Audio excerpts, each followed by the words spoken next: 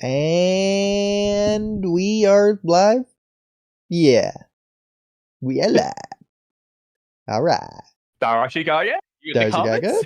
comments? Any yo's from Darshigaya? We got an Adam who says yo, but Adam, we obviously Darshigaya, that's like special. So Adam, he's saying yo, but he's not just saying yo, he's saying yo. It's a lot of O's. Is he asking us yo with that in mind? Or is he Well, stating yo? there I is feel no like that's an important punctuation. question to be answered. So, Adam, if you don't mind us asking, of course, would you say that it's a declarative statement of yo? Is it a question of yo? Or is it an exclamation of yo? Which of the three do you think it is? Yes, if you can clarify your nuanced grammatical clause, that'd be extremely beneficial for us.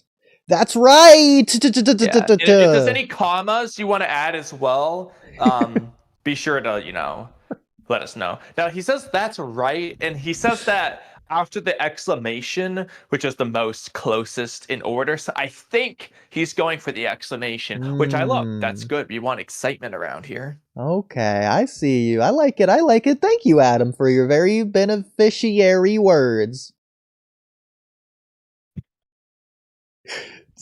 I feel so benefited, dude. Chapter 12! Hey, Boruto, Chapter 12! Hey, Kamui, what do you want to start with on Chapter 12? We can start with ratings if you want.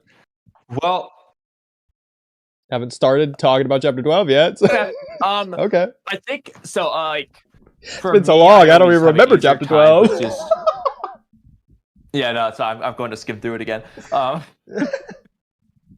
I think it'd be better if I just start by giving general thoughts and then trying to give a number after. You give general thoughts, so, and then I'll clarify something, and then we'll give our numbers. Wait, when are you going to clarify something? Say right now or after you say your thoughts, but before you give your number. Okay. So with this chapter, part of this, I feel like, depends on if you want to consider from a one chapter perspective or if you want to consider what might come after and what has come before, because I don't think this chapter on its own, at least, is inherently bad. Part of it is just, it depends. And there's actually quite a few things I liked, but it's not because it's, honestly, the way I would probably describe this chapter is much less of a narrative-focused chapter, as it was more of a plot developing or plot-intensive chapter. It's mostly giving us new bits of information in various ways. Now, what that can consist of can be something as simple as, yes, Sarada did learn a jutsu over the time skip, Chidori's stream. It could be as simple as that, or it could be Kashin Koji's the informant. He knows about these thorn souls. The fact that thorn souls are a thing. New bit of information. It's mostly stuff like that. There's very little narrative focus. It's not really character driven. It's very action packed. So with that context in mind, I'm not going to sit here and harp on the fact that there's not just some super nuanced characterization being shown. It's not really the point of this particular chapter. It's more just giving us information. And a lot of the stuff we got, I was happy to get. Like, some things are goofy. This is honestly one of my favorite things about this chapter. This is so stupid, but it's true. It's the clarification of what the hell the stupid planet's chakra is. And it's so stupid that I'm so relieved about this, because I don't know why they ever thought it was a good idea to do this, but the planet's chakra, as Boruto calls it the planet's chakra. Then they waited 8 chapters, or actually, chapter 12, 9 chapters to reveal that it's not actually the planet's chakra. I don't know why that was a good idea to do that, but the fact that they explained it eventually within this chapter, ignoring the fact that it was 9 chapters later, made me happy. We got that. Seeing what the fuck Hidari's doing when he's going in and out of the claw marks, how he heals himself, it's just cool. All that stuff, I was like, okay, that's cool. I like that. It was nice to see. So I probably enjoyed this. The point is, I probably enjoyed this chapter more than I should have. Even the fight with Hidari, it was very cool. I thought the fight was cool. When you're gonna start discussing narrative, it's almost like it feels like it was very bad. However, to outright just say it is bad is a little unfair without seeing the conclusion of the arc, just to figure out where all the pieces lie. Because it feels like this is supposed to be, the second battle, end of Act 2. With that in mind, I think this was very poor narrative-wise, especially if Hidari fucking dies for good, which I don't think will happen, but it could. And so then I'm going to be looking at this like this awful chapter, if I get that context later on. Without that context, I'm not going to say it's awful, but the big problem I see is just they just beat Hidari's ass. And if this is indeed end of Act 2, that's not... I don't really like that too much. I think at the very least, it could have been a tough battle, like just at the very least. But this was not a tough battle, bro. They bodied this man. So, with all that said, I liked a lot of the information. I'm a little bit hesitant about the narrative. If I'm making it compared to other Boruto 2 Blue Vortex chapters, I'm sorry, I'm being long-winded here, but if I'm comparing to other 2 Blue Vortex chapters, I actually probably am going to put this on the higher end, ironically, because I'm just thinking off the top of my head. I probably did like this chapter better than chapters 1 and chapter 2. Probably better than chapter 6 when Shikamaru does his omnipotence nonsense, or is that chapter 7? No, it might be a mix. No, okay. That's kind of like 2 chapters go together, but not better than chapter 8 or chapter 3 or 4 or 5. Not. This feels like it could be comparable to chapter 9. I think chapter 11 pissed me off a lot more, for sure. Chapter 10 was a gray area, but that one was annoying too. So relative to 2 Blue Vortex, at the average 2 Blue Vortex chapter is a 5, I might give this a 6 or a 7. Relative to all of Boruto, I'm probably giving this thing like a 4. Relative to all of Naruto, I'm probably giving this like a 2 or 3. Like, I don't know. It's like, I would say it's the worst chapter of the franchise. Definitely not. But it's just, maybe if I'm going to look holistically at this franchise, giving it a 3 or 4 or something. If I'm just going to say 2 Blue Vortex alone, probably like a 7. Oh, I wasn't supposed to do that. Fuck. Yeah, no, I was trying to say that. I just getting that in there, but so yeah. But you already did. Okay, that works fine. So I like a lot of what you say, especially considering what I'm about to say. So, like, for example, I like how you're separating the plot from the story and acknowledging the fact that this is more of a plot-heavy chapter. It's not really focused on the narrative, so we can't necessarily judge it on that. There are still narrative things, obviously, that we can critique or analyze or like whatever. The Hidari thing, for example. Yeah, but obviously. So we'll get to that. But outside of that, I also like the fact that you are looking at this chapter from 2 different perspectives. One is standalone, this chapter by itself, what's in this chapter alone, compared to how it fits into the overarching narrative as a whole as well. Both stuff that comes before it, as well as what might come after it, which, to be fair, I completely agree. This applies especially with this chapter, with the fate of Hidari is in question. But this also technically applies for literally any chapter that's new.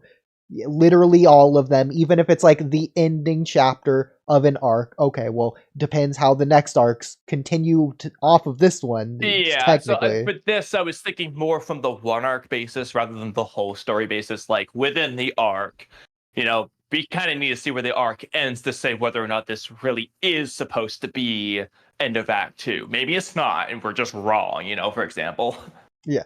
Well, again, my point is to say that this technically applies to all chapters, but some more than others, and this is one of the chapters where it definitely applies more, looking forward to see how this chapter fits in.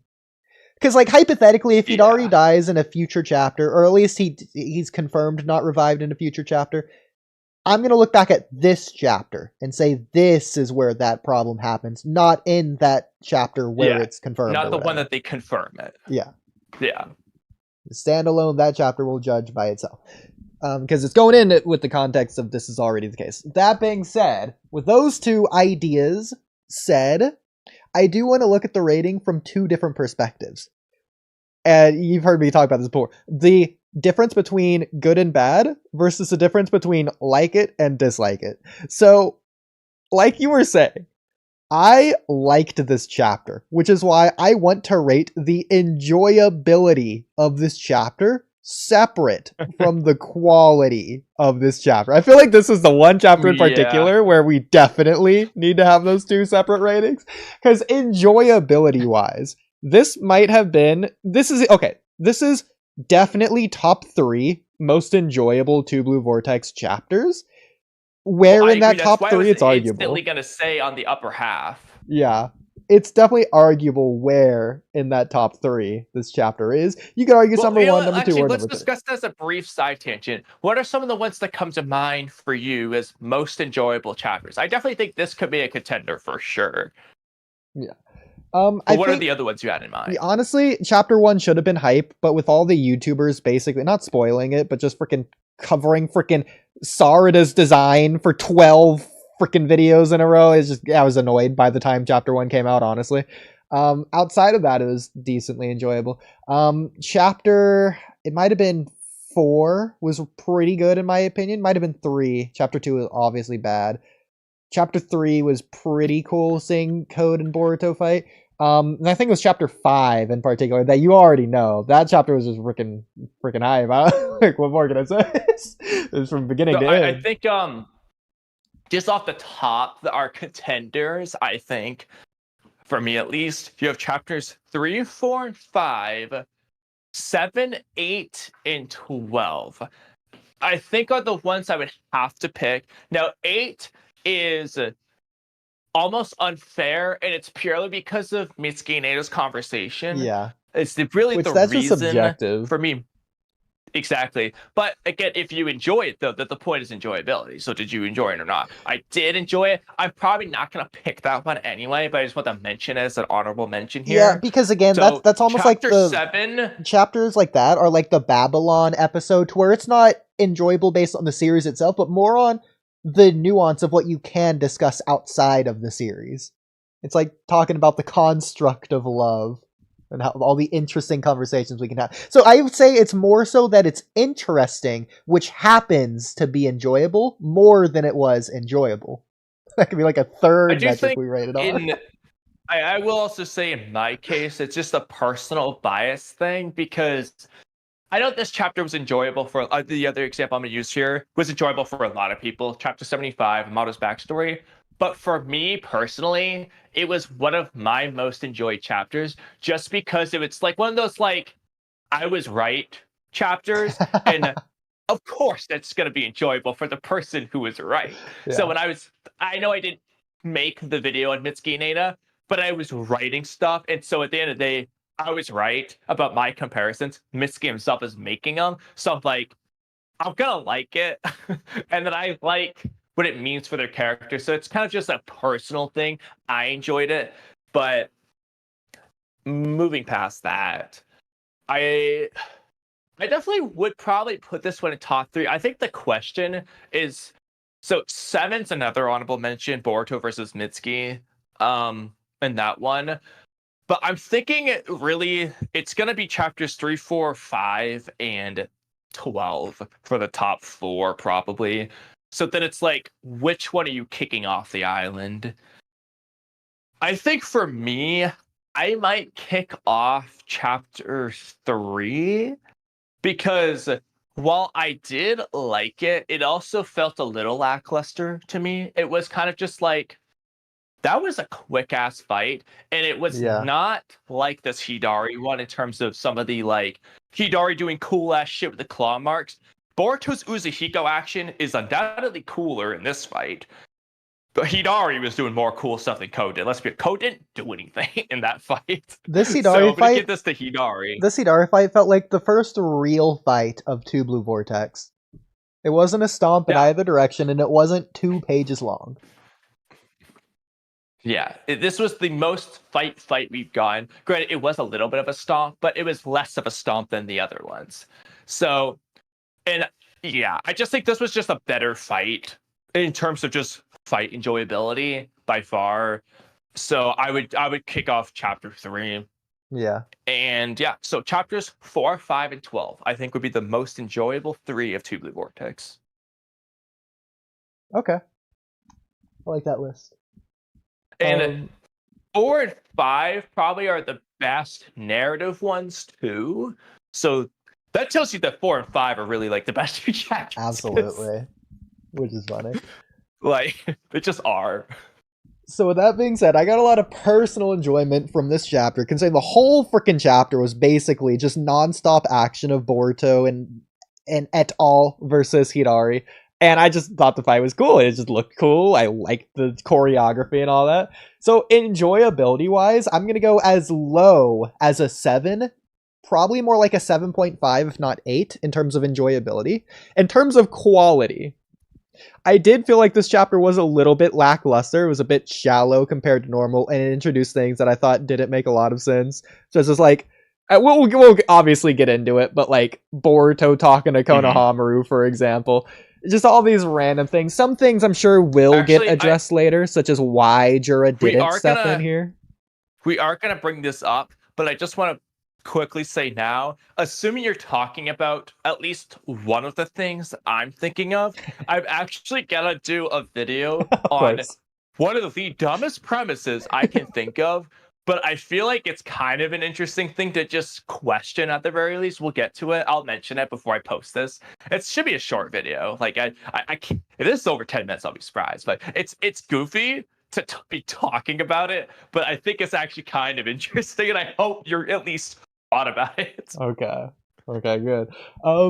With that said, despite the revelations we got this chapter, such as what the Earth Chakra meant, it wasn't enough for me to give it a solid rating. So I'm going to rate it probably a 3 out of 10 this chapter in terms of like quality.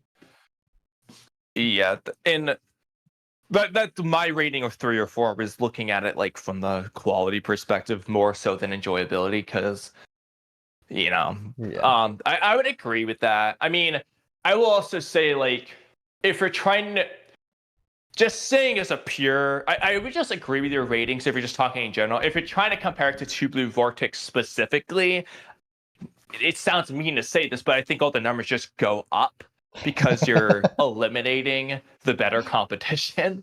But yeah, I would agree with your numbers. Okay. And chat, what do you think? What are chat's chapter ratings? Sean, what's up, Sean? If you guys would like, I would say do a separate enjoyability versus quality rating too, just so that way we can compare to the same metric.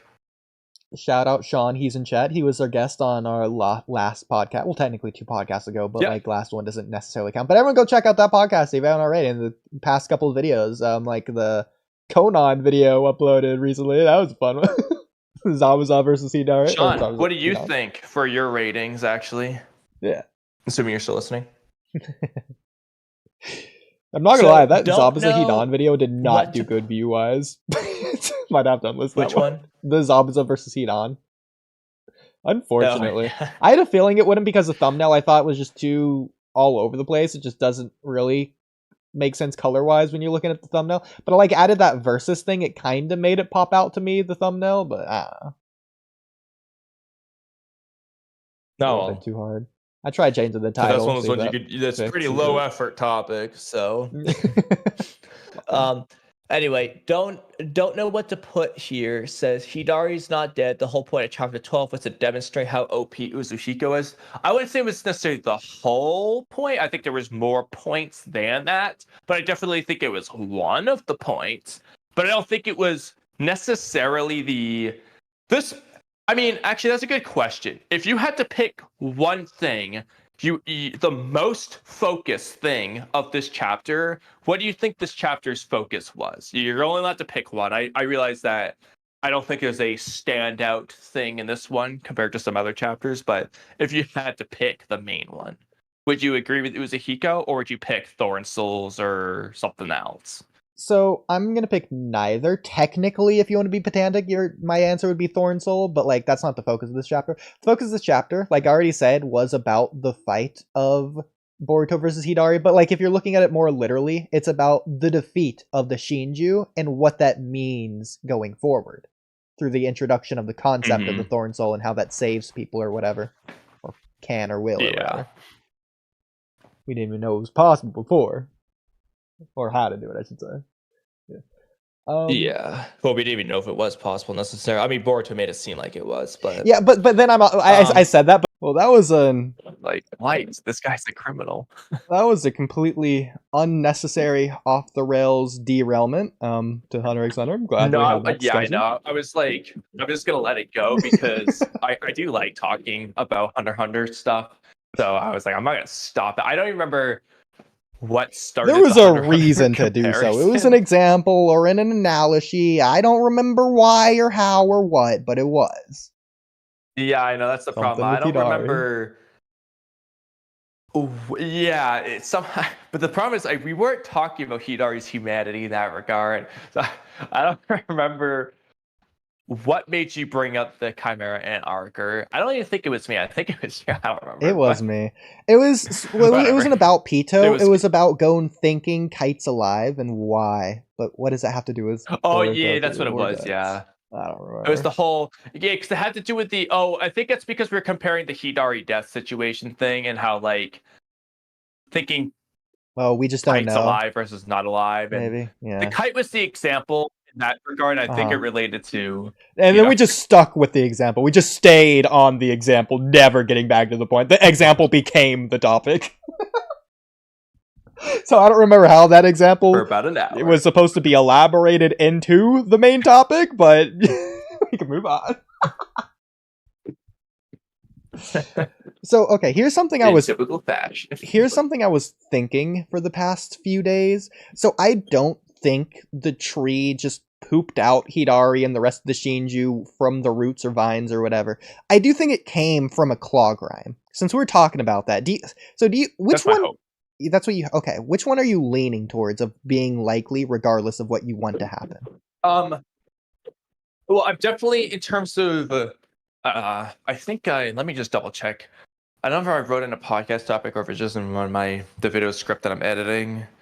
Like the actual video, that's what I'm editing there for my chapter video. But anyway, I definitely prefer the claw grime. Just like if it's what I want, that's what I'm hoping for. I could see either. Yeah.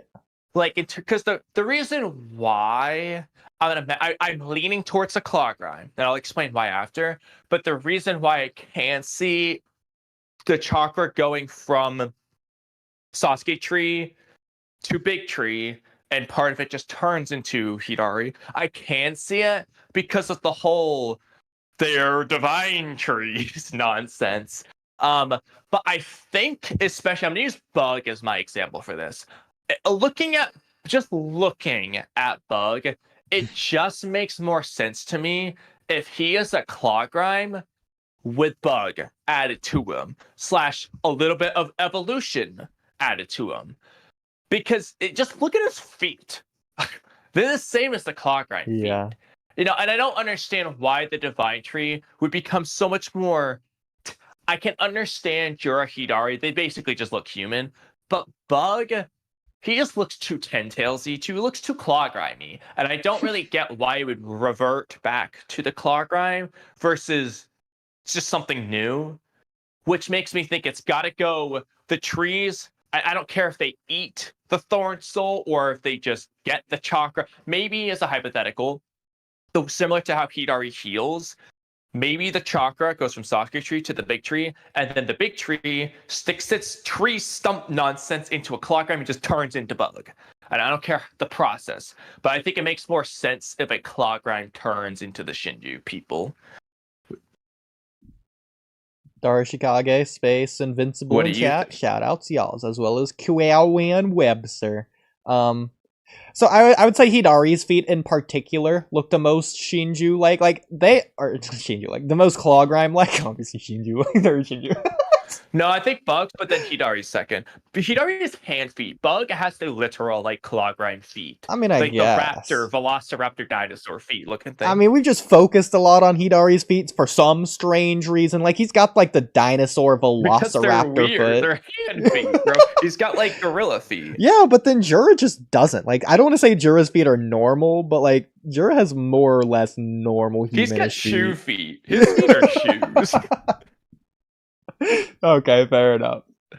Matsuri has high heel feet. Oh my god.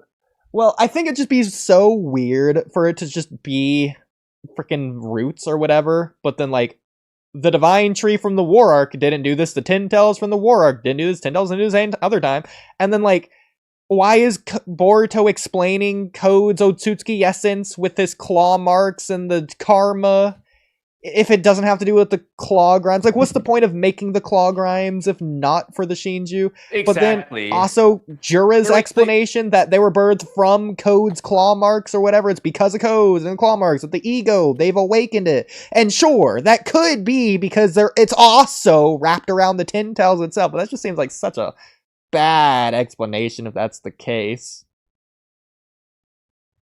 Well, like first of all, let's just say hypothetically, the big tree, just parts of it turns into the Shinju people.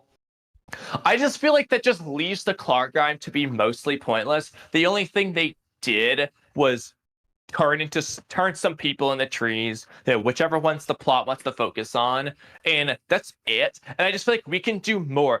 Any random claw grime basically feels pointless. Yeah. But now, if it's like Jura's just gonna stick that thorn soul in a random claw grime, now that random claw grime has purpose, and there's a reason for the characters to eliminate every single claw grime, because then they can't just keep making more Hidaris if all the claw grime are dead. But as long as there's one alive, it leaves hope. But otherwise, it's just like the claw grime is pointless. Whether they live or die doesn't matter. Furthermore, I also think I hope it's not just any claw grime, preferably the evolved ones, like the one that chokeslams Kawaki, maybe one that evolved even more than that, if that's a thing. But I think it should be one of the more evolved claw grimes that get turned into Shinju. So then that matters more than it did. And it's not, obviously the point is that they're evolving. That's just an example. But I just would like the more evolved ones to have more value. So if they become the Shinju people, I just like that better, I think. I think they would, by default, have more value by the fact that they have more evolution, whether that's combat prowess or literally just the fact they have a Renegade in general. But, like, besides that, I completely agree. So, okay. Do we want to go back to Hidari now? Because I had another topic, or was there more to say on this topic? Any part of this topic? Because we have a lot of parts on this topic. Well, I was going to say a derail thing, but we can just not do that. Okay. Yeah, so I definitely think it should be. I mean, as far as the claw grime thing, yeah, I definitely would say, I think it will be, and it would just be better if the Divine Tree can be the one that collects the chakra, similar to Kaguya collecting chakra between dimensions through Infinite Tsukiyomi. So the main body, the Ten Tails, even the Claw Mark Cube, if you want, can collect the chakra from the Bug Tree, Hidari Tree, Sasuke Tree, and so on. But then it gives it to a claw grime to make them the Shinju people. And it probably did it underground. That's why they just came out of nowhere in that dimension. So that way it's just like claw grime waltzes in, the Ten Tails does what it does, and it just makes them. And that also can be, for Jura then, how you get a claw grime and Ten Tails combination, because maybe the Ten Tails used its own chakra, or the code chakra within, or whatever, to turn one of them into Jura. Now, as a small side note, I was looking at this chapter. This is such a random derailment. I probably shouldn't be doing this, but Jura's hair is just bothering me because when Jura's standing still, it doesn't look like this. But in the panels of Jura flying, like you know, like the ones where he's flying and his face looks narrow and he's got like the hair flipped up. You know what I'm talking about? Like chapter 9 or 10, when he's flying after Himawari. Yeah. It just looks like Sawegi's hair in those specific panels, but it looks nothing like Sawegi's hair in the other panels. it's annoying because I don't know what to think of this. Bro, Kamui, I'm telling you, in Am 10 I years... supposed to think it is Sawegi's hair or what? Like, in it's 10 years, inconsistent. when we're not doing this anymore, I want to go back and just make a Kamui complains about Jura hair montage. It's gonna be like an hour long. It's just, it's annoying because I don't know how I'm supposed to interpret it. That's so funny, bro. I love And that. it could just be coincidence. It could just be Ikimoto doing whatever nonsense. But I don't know, bro. It's frustrating. Okay, real quick, I want to read Arashikage's comments because some of them made me laugh and I feel like they're timely, relevant. Not in terms of the conversation, but just in terms of being funny. So, in fact, I'm just going to scroll up a lot for this, so let's see where Darshikage comes in. Alright, Darshikage says, yo, well, Darshikage, yeah. Oh, we have a lot of messages. Oh, yeah, no, absolutely. In fact, I'm going to go to the bathroom in a minute once I catch up on Darshikage specific messages, if you want to read the rest of the messages afterwards. But, so Darshikage says, sorry I'm always so late, but I do not get these noties. Well, I don't think you're always so late, but turn on the notification bell. I'm going to be honest, Kamui. I haven't turned on a single notification bell because I'm afraid it's going to mess with my algorithm if I even acknowledge its existence. Just pretend the bells never exist and nothing ever changes. I don't have any problems with it, so yeah, I'm fine. Because if I turn on the bell for one channel, then I'm going to have to turn on the bell for all the channels. At that point, maybe the bell doesn't work, and maybe the bell just having it be off the whole time, it just worked. But if you turn one on, then turn it off, maybe it's too late because the bell has been activated. Anyways, off the bell nonsense. Darshikage says... I'm not sure. I have to double check on my Kamui channel. I don't know if I have any bells on or not. Okay. Darshikage says, I have been drinking too, so... ... But I'm here for the pod. I love Nija. Well, I'm glad you love Nija. And he's Goa. I'm lay down. I am wide away, but drunk Suio. If you alky to chat, I'ma be slow. Love y'all. This my last shot. Darshikage, I need to cut you off. Okay, no more for you.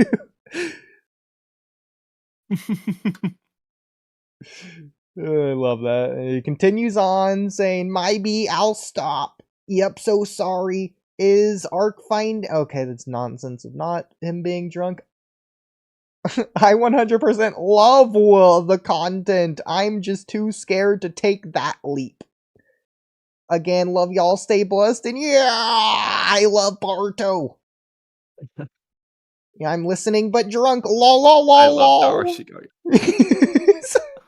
Nah, I'm too messed up for that. I think Space was talking to me, but I think Darshikage thought he was talking to him. Or maybe that made a reference to someone else.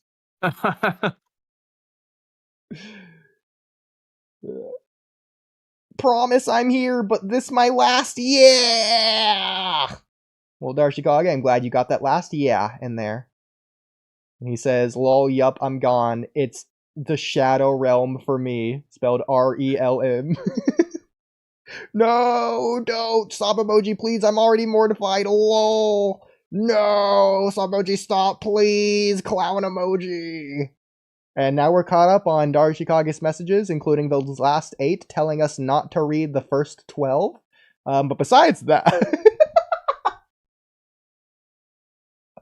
There's a lot of good messages, but this one from Invincible made me laugh. When's the Boruto TV Chapter 13 prediction stream happening when y'all would sidetracked onto 10 other separate topics?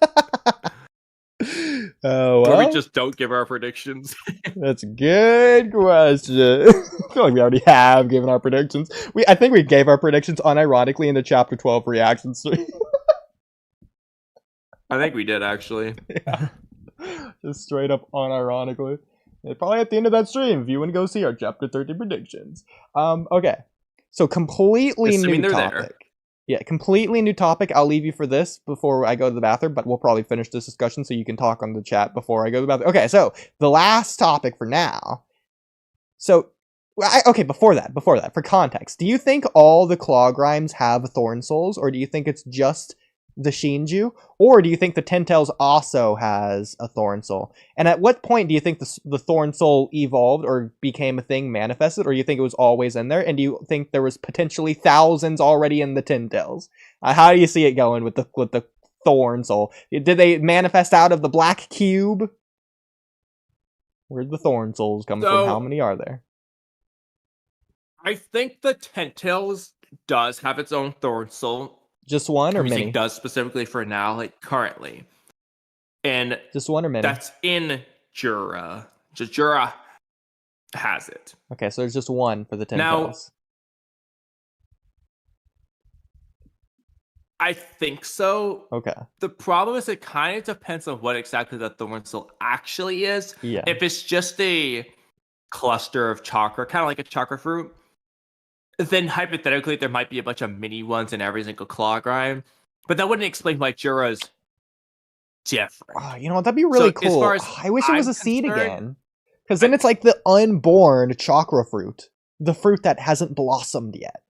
Oh, that's such a cool idea. Mm-hmm. But I'm sorry, continue your thing. I would have preferred seed as well over thorn. If it was the seed soul or whatever, you know. Yeah, we'll get thorn later. I would have preferred seed too. Yeah. Maybe they'll explain it that way, and I'll just get over the naming. But that is kind of how I'm looking at it, to be honest, as a seed. That would have been really cool to be described as a thorn. But yeah, I mean, it's a the complete different interpretations for what the thorn aspect could be. Because, given that if it's supposed to be like if it's really Sasuke's Thorn Soul, is how we should be looking at it. It's not even a thorn on it. It feels like Sasuke's seed. Mello, if you're listening, stop thinking of it in that way. If it's Sasuke's seed and then it makes Hidari and that, you know, it just makes sense. God. But the way I'm looking at it though is, again, if you have a claw grind, if you give it the Sasuke Hidari Thorn Soul, it turns the claw grind into Hidari. It gives it the Sasuke-ness. Then you have a random claw grind, you give it the Ten Tails' personal Thorn Soul. Well, assuming Jura is this, if it's gonna change into Jura for any reason, that tells me that the regular claw grind can't have what the Ten Tails is giving it, the Thorn Soul. So I'm thinking the Ten Tails just let's just say it was literally just the soul of the Ten Tails is contained in the Thorn Soul.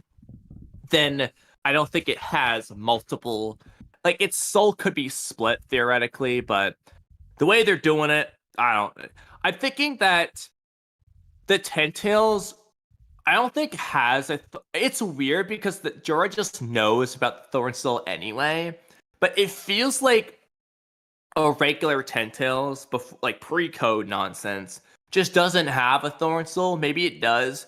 Like, I'm unsure on that part, because if it didn't, then the main body of the Ten Tails evolves into the tree, gets its Thorn Soul, awakened, blah, blah, blah. That's why that one only has it. Okay, not the other Clockworm, because the other Clockworm haven't evolved to that point. That would make sense. But if it already had it, then I feel like it should just be split up, not just contained in the main body. So it's kind of weird there. I'm not really sure.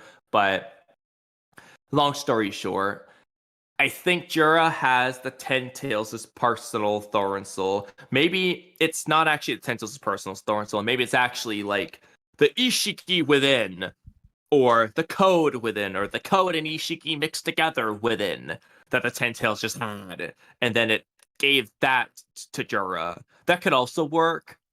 My main theory here is that Jura got it from the Ten Tails, whether it's through codes like Converseal, his claw marks, or whatever.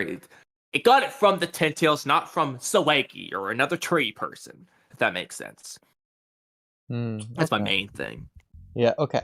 So, my point of asking this, the way I've been seeing... Okay, sorry, go ahead. Real quick. I also say, I'm thinking that, the Clockworm shouldn't have Thorn Souls, because if they, assuming the Clockworm turn into Hidari, well, I don't think they should have 2 Thorn Souls. That's just weird. So I'm thinking they just don't have one. Well, no, it would just be the one Thorn Soul. It just wouldn't be useful for anything necessarily, or at least not that person. Or maybe it would. It just needs their chakra. I don't know. It just depends how they explain the Thorn Souls. Yeah, but I feel like it would either be described as having merged together, which then I'm kind of skeptical on why that would bring Sasuke back to normal, Or there should just be two separate ones, one for Sasuke, one for the claw grind. But there's only one. No, I don't so think that's true, because they just don't have it's not it. like there's two separate bodies, one for the claw grime, one for Hidari. It just is one body. It just turns into that body. Like, the claw grime body is still there. But if the 10 tails... Darshikage, that sentence is just awful here. I gotta show that on stream. I'm sorry, Darshikage, but... Again, drunk butt, what if Kishiyo is going way back to Chissy's myth? Yeah, well, Oodie, what if? Well, I think if, again, drunk butt, what if Kishiyo's going back way back to Chissy's myth, then I think what Chissy's myth would be he going back to. Darshikage says no.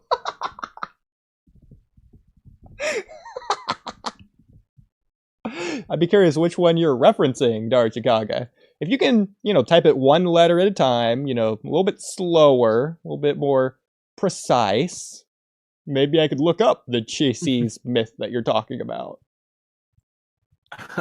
Hopefully, it would be a Chinese mythology in particular that Kishimoto is going back to.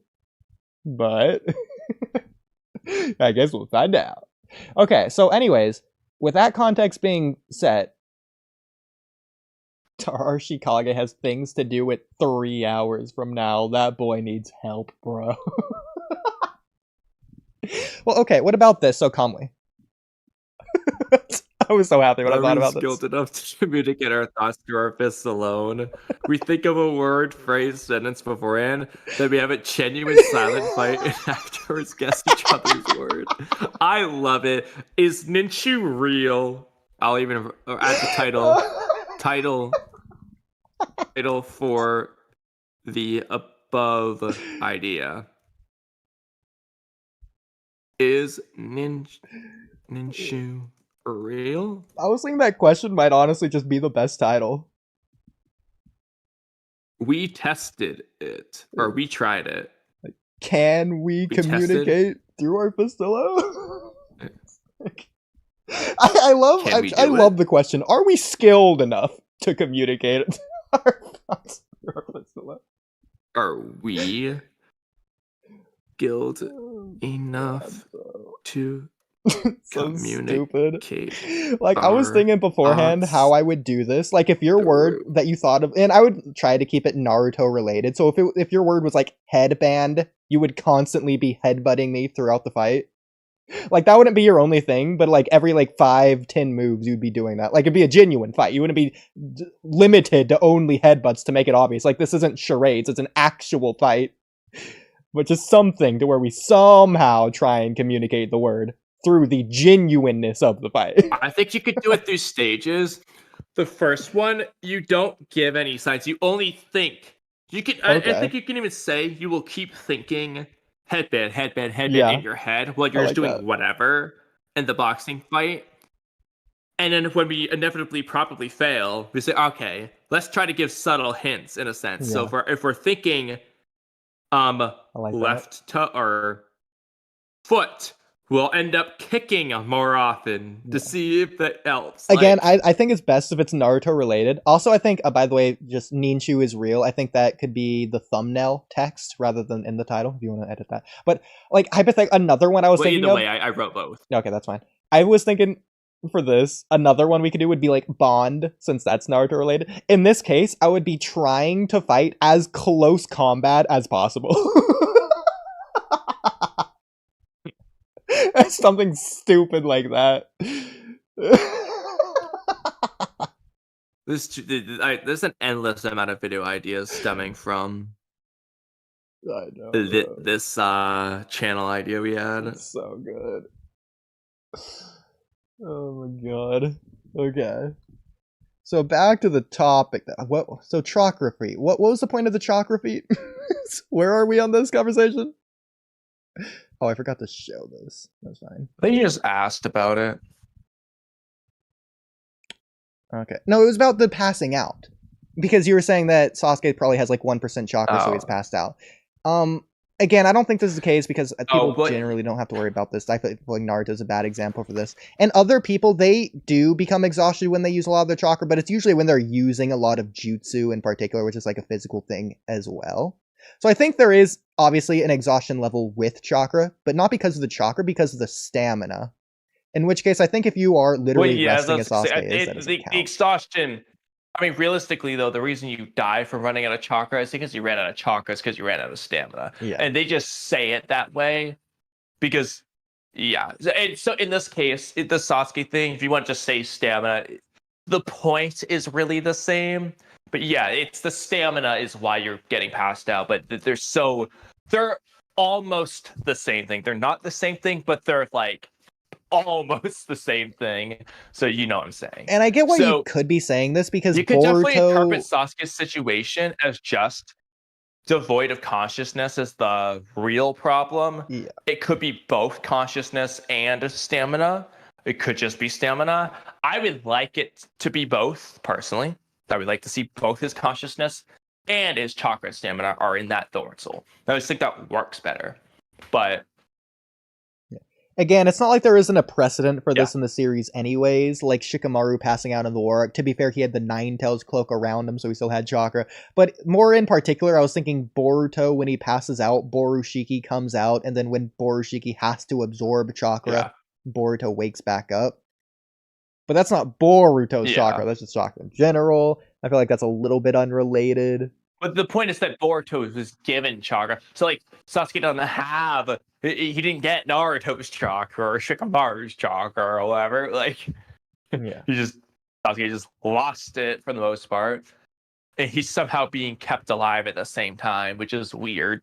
Yeah. Like, I feel like Divine Tree shenanigans. So, first of all, I feel like the Ten Tails or the Divine Tree or whatever, I don't think absorbing the chakra is the thing putting them to sleep. I think it's some other function of Otsutsuki's shenanigans.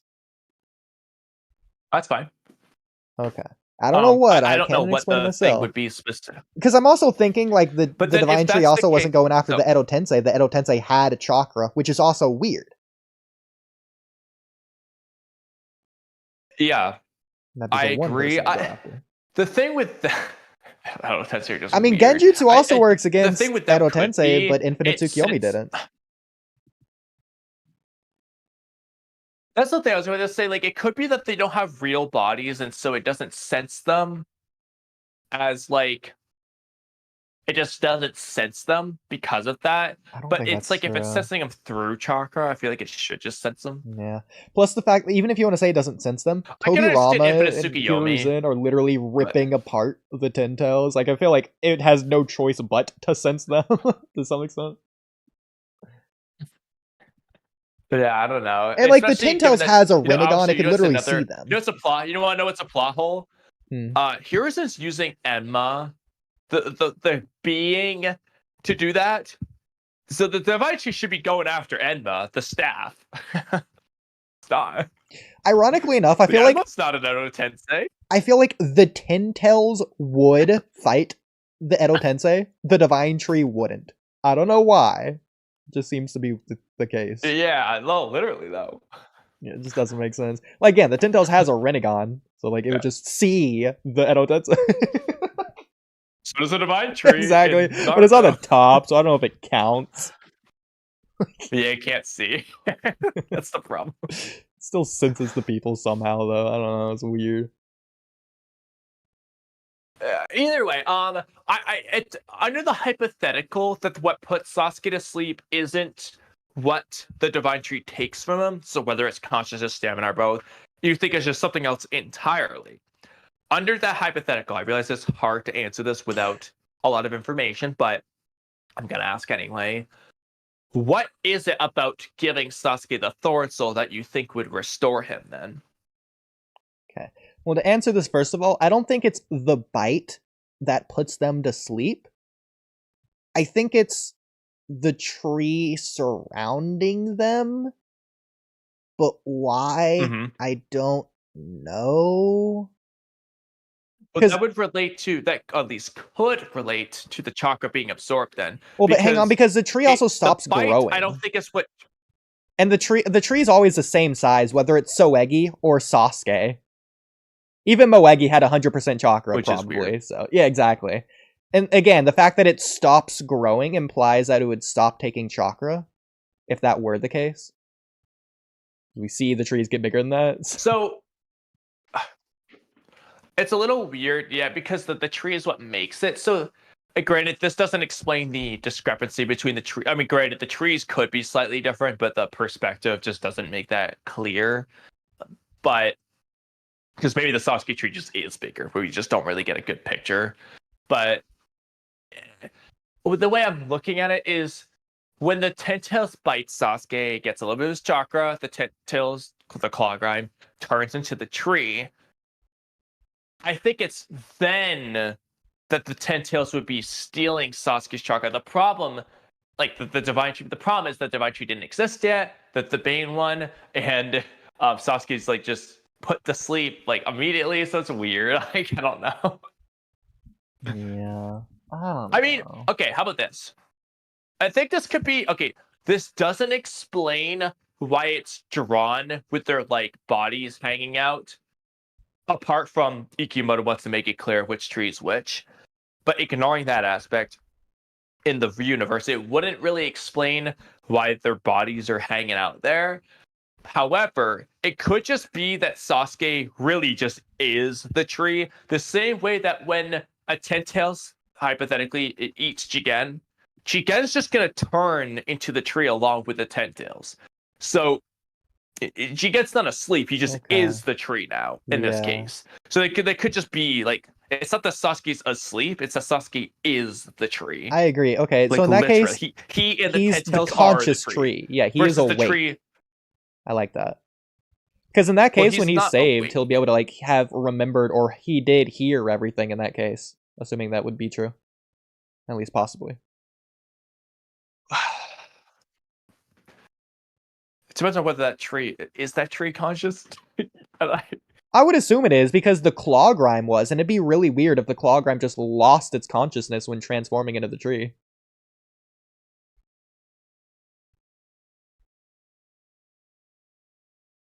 Right? Like, I feel like the tree would still be conscious. What's weird to me is, okay, I understand they haven't attacked it, which is also weird. But it feels like the tree should be able to defend itself, just like the Ten-Tails tree does. The Divine Tree. I agree. Like, but then the Divine Tree wasn't defending itself against the Yano Tensei. But even if it's not a matter of attacking, since Sasuke's presumably not in control here, it's not like it's attacking anyone else either. It's being like such a normal ass tree. Yeah, like Boruto's leaning up against it when he's presumably low on chakra as well. So I guess you could interpret, because the whole point is that like it's basically a failed Divine Tree, right? It's because it's a human on Isuzuki. Yeah. It is possible that this thing just is a normal ass tree now, and that's all there is to it. Like, minus the Ten-Tails being able to steal chakra from it. As far as the tree itself is, it could just be a normal tree, but then the Ten-Tails, the main one, can just take chakra from that tree. There's a possibility as well. That would assume... Okay, that would have to be separating the Ten-Tails husk from the Ten-Tails chakra, when it is the Ten-Tails itself, because the claw grimes derive literally straight from the Ten-Tails. Yeah. So then where does the Ten-Tails chakra go? Would it go back to the Ten-Tails, or absorbed into the earth, or inside Sasuke? So it's weird, because this is why it's weird, bro. And this is gonna bring us back to, what does the Thornsel do to revert Sasuke? Because I have too many things, but they don't all flow together. Because on one hand, it feels like the Ten-Tails turns into the tree, and Sasuke as the sacrifice is just inside the Ten-Tails, but because it's small, it looks the way it does. That might actually be the best explanation. In this case, the Ten-Tails becomes the tree. But because, size problems, the Ten-Tails didn't eat Sasuke whole. Sasuke's just kind of there the way he is. I would assume it's small because so the tree is actually not Sasuke. It's actually DuckTales. I would think it's starved of nutrition. But then why is Sasuke unconscious? But if it's starved of nutrition, again, why is it not just dying if it's a failed tree and it's not growing anymore? Like, it would just die if Sasuke's not enough nutrition being replenished back into the tree. I don't think trees just... I agree. And like have stunted growth and then stop growing at all. Like, they would just die. I was gonna say, it could just be a normal tree. Like, it just literally just is, like, you know, the tree down the block. It just is like one of those trees. And it is growing. It's just growing so slow. It's growing the normal way. That's possible. Normal soil nutrients. Funny. It's photosynthesis, and it's growing slow. Because 3 years for a tree, you're probably not going to notice that much difference at that large of a tree. It's possible. Ridiculous. I like that idea. I don't like that idea, but it's a funny idea. It's funny, but like, it's arguably the best explanation. I like the idea, but I would hate for it to happen. I agree, but it's like, how do you explain all the weirdness? Okay, so this gets to the question that I wanted to ask earlier, but never had the chance to. Okay, okay. Do you think when Hidari or any of the Shinju go back to the Divine Tree to heal, do you think it's healing because of the Shinju's body, or is it healing because of the Thorn Soul? So I'm thinking the Thorn Soul could be like Boro's regenerative core, to where if you cut off Boro's arm, his arm isn't going to heal back another Boro. Rather, that core is going to heal back another Boro arm onto Boro's body. So like you could eviscerate Boro seemingly, and then the core itself could just recreate Boro around the core. So is it possible that it's not Hidari healing, but the wood around the Thorn Soul being restored? Well, I think, or is it Hidari? The 10 Tails is healing just the body, like basically like the claw grime. So if you thought of it as like hypothetically, let's just say a claw grime got his arm chopped off by Boruto, went back to the dimension, still alive, and the 10 Tails just heals his arm. That's kind of what I think, maybe. So maybe, but I don't know if the 10 Tails would or could do that for a claw grime. Well, I don't think the claw grime don't seem to have the human intuition and mindset to think that way, to to strategize that plan. But hypothetically, if it just did that on accident, the Divine Tree might be like, oh, let me heal you real quick, claw grime. But see, here we get to the elephant in the room, which is the problem that doesn't make sense from the get-go. The claw grimes should have healing because the Shinju should have healing because they're Biju. Yeah, like Jura just said last chapter, just like us Biju. Healing was so impressive, just like us Biju. Now, I will say, you can apply this with the way they heal is working. I'm not going to say it goes against it entirely, but it feels wrong. It feels like if you're going to make those claims, then they should just be able to heal. Because the point is that it's so impressive how Himawari can heal like this. It's beyond the Jinchuriki level.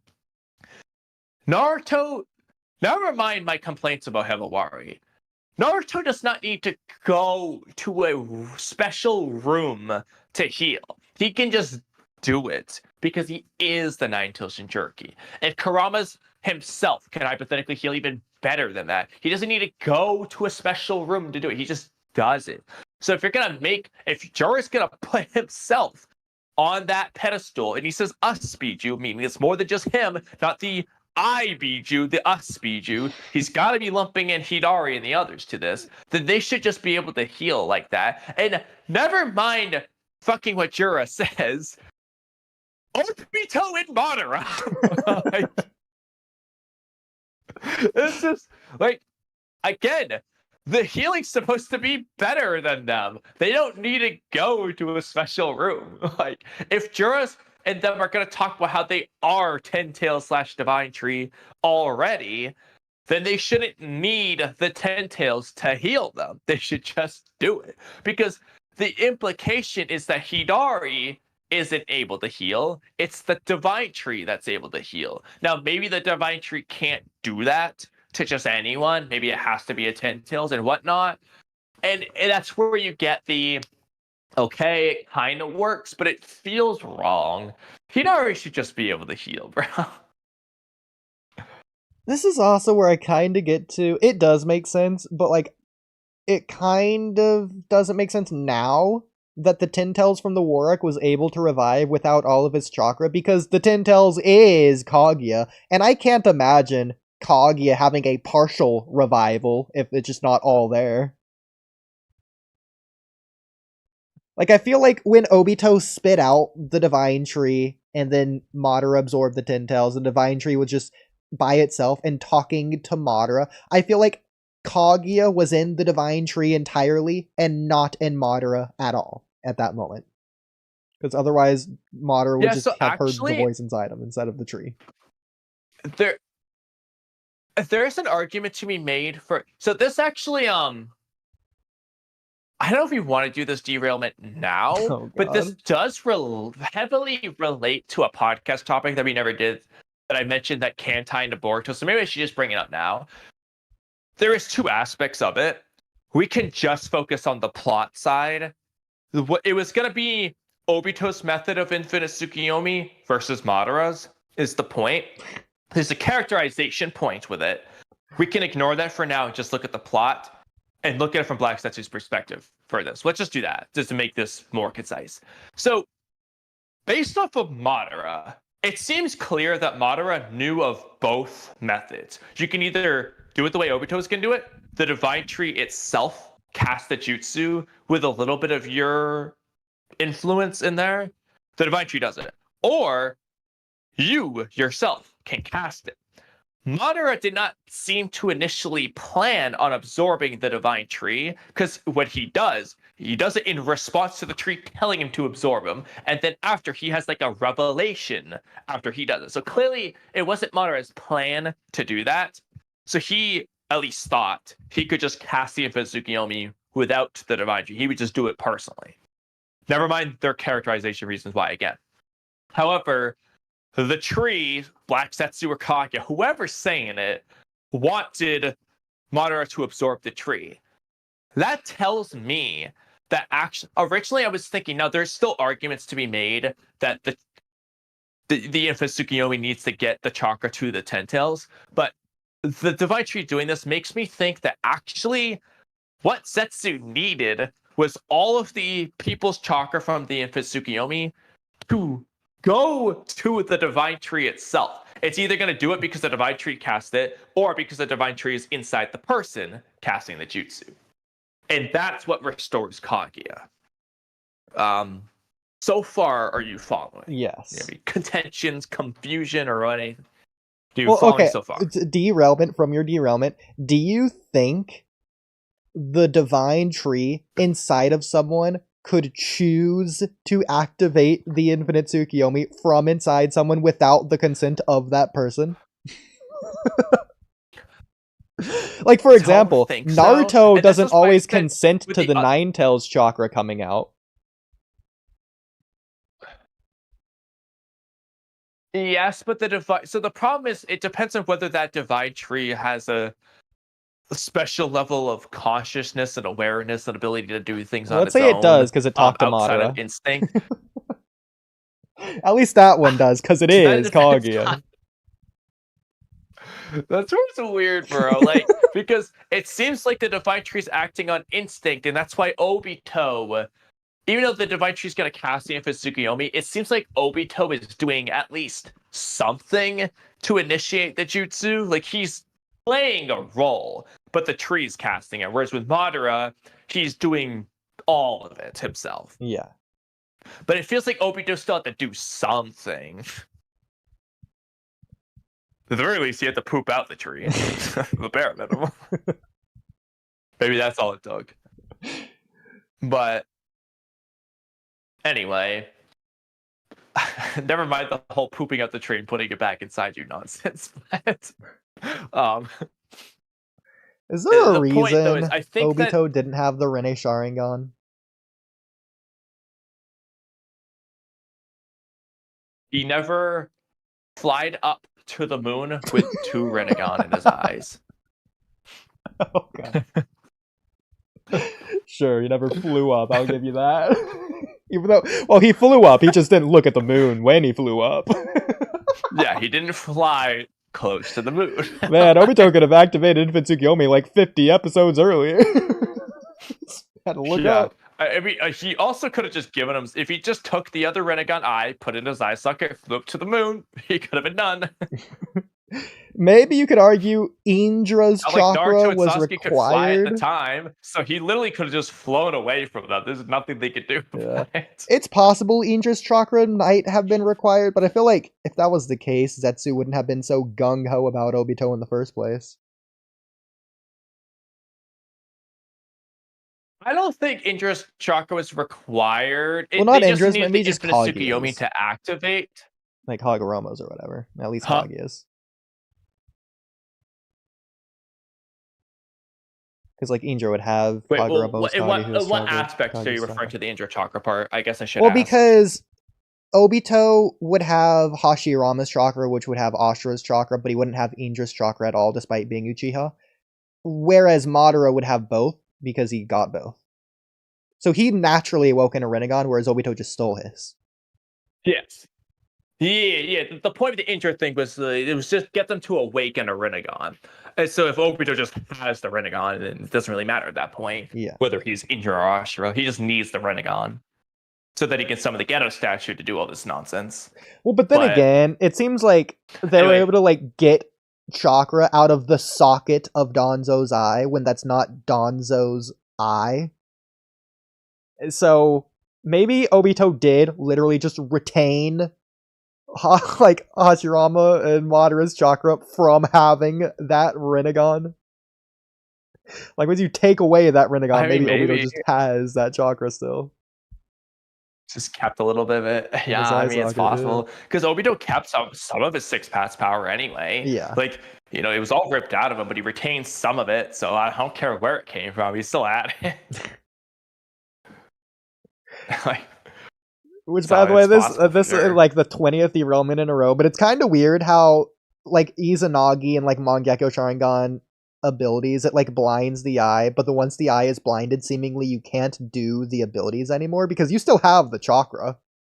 Like, why is it a requirement to have an eye to do Izanagi, for example? It's not even a visual based jutsu. I mean, I feel like maybe you just don't have the chakra then, because yeah, because I'm fine with it blinding the eye, but you should still be able to do it with the blinded eye. It wouldn't make sense otherwise, because, like, so what? Okay, you can't see, and that sucks, but you can still just use Amaterasu blind, hypothetically. Exactly. Like, I don't want to keep using this, but Madara does Susanoo blind. But, like, there's no... Like, Danzo still has the chakra in his eye socket. Why can't he just do another Izanagi? He has the chakra to do it. The specific chakra required. Yeah, so I think it needs it. I don't think that the eyes that shut, I don't think they have their chakra anymore in the eye. I think it's gone. Okay. But then again, like the arm eyes. Okay, I guess that would make sense because Danzo's eye still had his eye. It wasn't blind yet, is what I'm saying. Well, yeah, his main eye, he could have used Izanagi. He was just contemplating what he should do with it. Yeah, and he didn't, is the point. So maybe if he did, and that eye was blinded when he died, then maybe he couldn't have had that chakra in his socket still. Which, by the way, another thing, Yeah. also weird how they were able to scrape chakra out of an eye socket in the first place. Like, how chakra works like that? You can scrape chakra out of someone? What? Is that how they described it? Or was it they, like, scraped his DNA out and that DNA contained essence of whatever? I don't know. What are you referring to specifically? Like Kabuto's thought of reviving Shizui through Danzo's Shizui eye? I'm pretty sure Obito says that when he took Danzo's eye, he also took chakra out of the socket. Someone says something about it. I don't think I'm pretty sure Danzo sealed the eye, so Obito couldn't take it. Yeah, but it didn't work, if you remember. We discussed this like 20 times. Obito let me go look real quick. Took it anyways. It's weird. I agree it's weird, and that shouldn't have happened, but I'm pretty sure it just did. Yeah, let me double check. So this is probably like chapter 477, let's see. Because he does seal the eye, but then it's just not sealed. Like, he just makes the black... Realistically, the black circle he makes sort of just destroyed his body, like atomized him. Similar to particle style. Because seemingly that's what was going to happen to Obito and he's Sasuke. Just on the ground. It's like it seals inside of him, almost like the Reaper Death Seal, kind of. Like, it's like, without the Reaper. Like, what was going to happen to Obito and Sasuke if they just didn't move?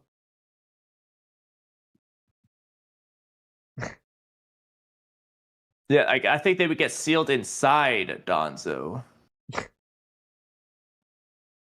That doesn't make any sense at all. Yeah, he says that was a collateral damage sealing jutsu. It drags you into his corpse, sealing you inside. So kind of like Reaper Death Seal, I guess. Except the eye itself wasn't sealed. It's still there. It still works.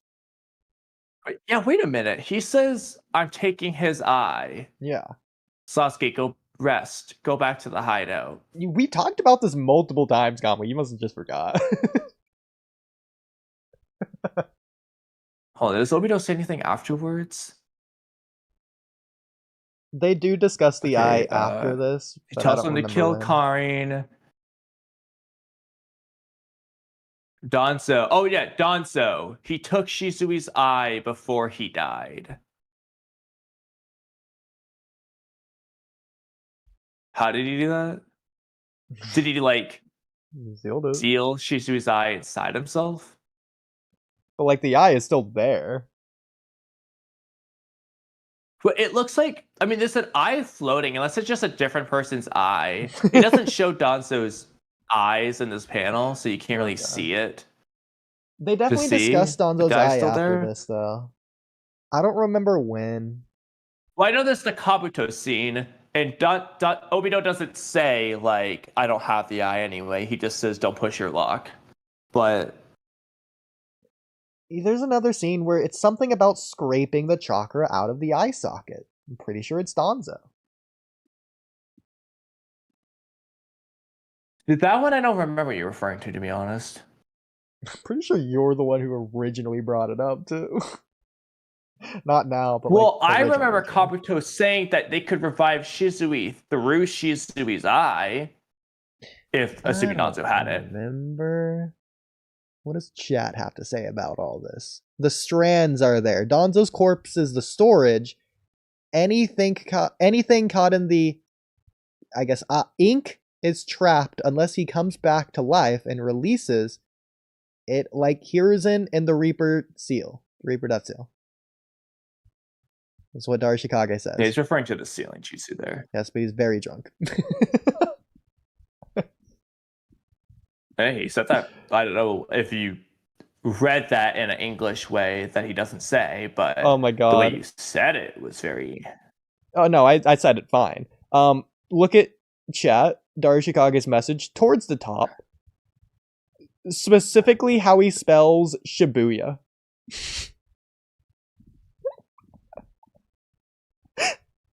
Oh yeah, I'll look at yours. Okay, it's too good to not look.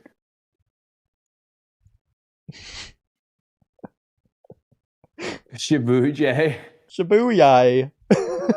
Can we? Yeah. Shibuya. Shibuya. During Shibuya.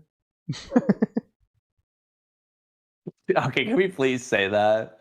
Shibuya from now on. Deal. He says stop. Wait, who reacted to this trippy message? Wait, what? Draco. Oh, Draco, yeah. Never mind. If it's the nerd emoji, it's Draco. At trippy.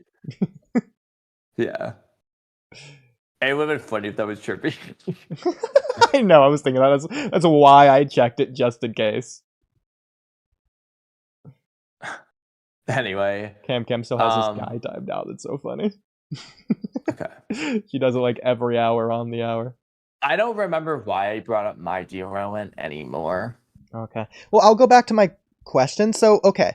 We know when Boruto used Uzuhiko, it like basically destroyed the bottom half of Hidari. So hypothetically, yeah, because I'm pretty sure the Thorn Soul is obviously in the top half of Hidari. Hypothetically, if it instead cut Hidari in half, and Hidari's lower half fell into the Ten Tails dimension, while his upper half that contains the Thorn Soul, it stayed where it is, do you think the Ten Tails could have healed that lower half of Hidari that doesn't have a Thorn Soul? So, this is where it's weird. But honestly, I don't think the Thorn Soul would have formed if the lower half of Hidari was just there. I think Ten Tails would have just healed him, and it would just have the Thorn Soul there. As weird as that might sound. So you think the Thorn Soul formed when Hidari died, rather than being in Hidari from the beginning? Well, that's literally what happened. The ashes just constituted into. Oh, the I don't Thorn think that's Soul. the case. Yeah, that's what it looks like. I mean, I at know the very least, there's a bunch of specks forming only after he's blown up. I know what you're talking about, the specks around Kawaki when it's in that side panel view of Kawaki and he looks a little bit surprised after he blows Hidari up. I don't think that's what's happening there. I think Hidari just has the Thorn Soul inside of him, just like Boro had the core. They just blew it out of him. Which is also why I'm saying... But then it reconstituted. Oh, I don't think the Thorn Soul was destroyed. Unlike the core. But if you want to say it reconstituted, I'm fine with that. So, if this is formed, then it came together. I don't think that's true. Let's pull up the That's definitely how it looks. Can you pull it up? You see a screenshot of it? So I don't have to. Let me go back downstairs. I was going to start it right. Okay, I'll run down and do this real quick. I'll look it up. That's fine. I know it's fine. I'm already on my way. Okay, fine. I'll shut down this tab. I can pick and choose which pan. It's too late. Okay. No, after you. No, after you. No, after you. Okay. I'm here. Okay. Yeah. So I will send, I guess, these 2 pages. Because there's no panel of it formed. It just already is on panel fully formed. Or just there, I should say.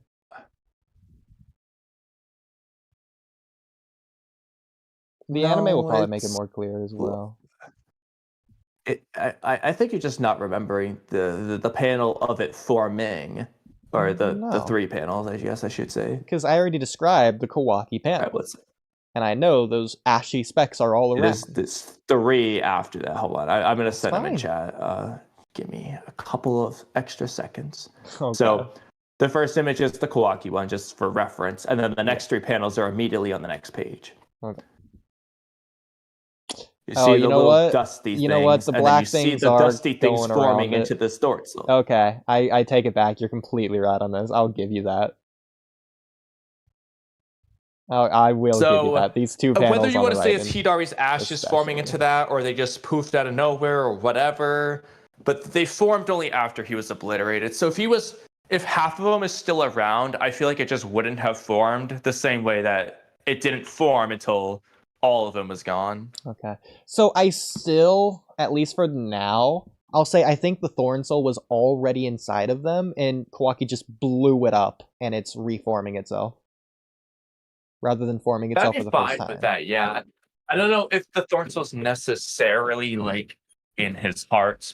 Well, actually, if you, I'm away from the computer, so I can't look. But go to the panel of Hidari on the ground. God dang Is it. there even like an actual argument to be made that his heart would still be there, or is it only like his above heart area left? Chapter 12. Scroll down. There's a thorn soul. Interestingly enough, it looks like it's still doing something here. Yeah, even this is weird. This could just be Ikimoto art or just supposed to be the wind or whatever, but it looks like not forming, but the black dots are still like maybe dripping off of it or something when it's flying to Jura. At least the first two panels. Oh, that's weird. Yeah, here, I'll send this in chat so whenever you see it. They're not really there, only a little bit, but like they're like directly below it. It seems like it's supposed to be a part of it. I don't know. Could just be maybe it's still forming even. I don't think that's true. Looks I was gonna say maybe, but it seems like it was already formed in the previous page, so. No, it definitely looks like it's fully formed. It's like all the other panels of it just on the ground doesn't have the black dots. Interestingly enough, when Boruto gets shot, it has black dots in the background, but I'm not going to connect that to the thorn soul in this case. Oh yeah, no, especially there, it just looks like it's the blood flying off of Boruto from behind. Yeah, that's Boruto's thorn soul, if anything. Maybe it dropped some blood on the thorn soul, and that's what's flying off of it. Okay, let me go to the actual thing that you were asking for.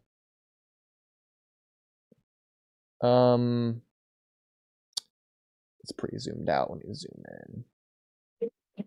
So I would, the problem is that like his jacket or whatever is kind of getting in the way. But I would say he does not have a heart here, or where it would be if that was the case. But I'm not even saying the thorn soul would be in the heart. That was more of the thing that you were saying. It could be in the head, could be freaking in the right shoulder, could be anywhere. Could move around. That's the problem, is because so depending on whether it does that could influence things, but you might like this. What if either way, I find it weird. What if it is in the head? It's directly connected to the eye. In fact, not even connected, it just is the eye. So the Rinnegan in Hidari is the soul thorn sticking out of his head. In this case, I guess all the others would have two, but you could just say it's only connected to one of them. Yeah. Now, it kind of makes sense to why that we don't know if that even is a Rinnegan at the center or not, but ignoring that. Yeah, but like, but that would make sense why the claw grimes evolve into only having one Rinnegan. Stupid as that is. Yeah, the question is why they have two later on, but yeah. But I like that as an idea. Stupid as it is. Well, it's definitely something to play with. If that's like the Rinnegan centered around it. But either way, I still think it's just weird that it just forms this, because if it's reconstituting because Kawaki blew it up, first of all, can you destroy these things? Second of all, if this thing heals, why doesn't the rest of them just heal? Like, I guess one way to think of it is like, if this is what the Ten Tails took from Sasuke, it's the crystallization of Sasuke, okay? Well, blowing it up doesn't change the fact that it was there, so it's still there, it just reconstitutes, but the Ten Tails' body's gone because it was blown up, so that's why Hidari's body's gone. So then you have to give it to a claw grime to form a new body or something.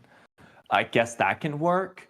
It's still kind of weird that it's indestructible, but well, I can imagine it to where Hidari's consciousness, or maybe personality, ego, whatever you want to say, is within the Thorn Soul itself. So, like, hypothetically, let's just say for now the Thorn Soul is inside Hidari from the get-go. Hypothetically, if Boruto just, like, ripped it out, Chidori style, like ripped out his heart, ripped out his Thorn Soul, Hidari would either his body would either fall unconscious or revert back to the claw grime.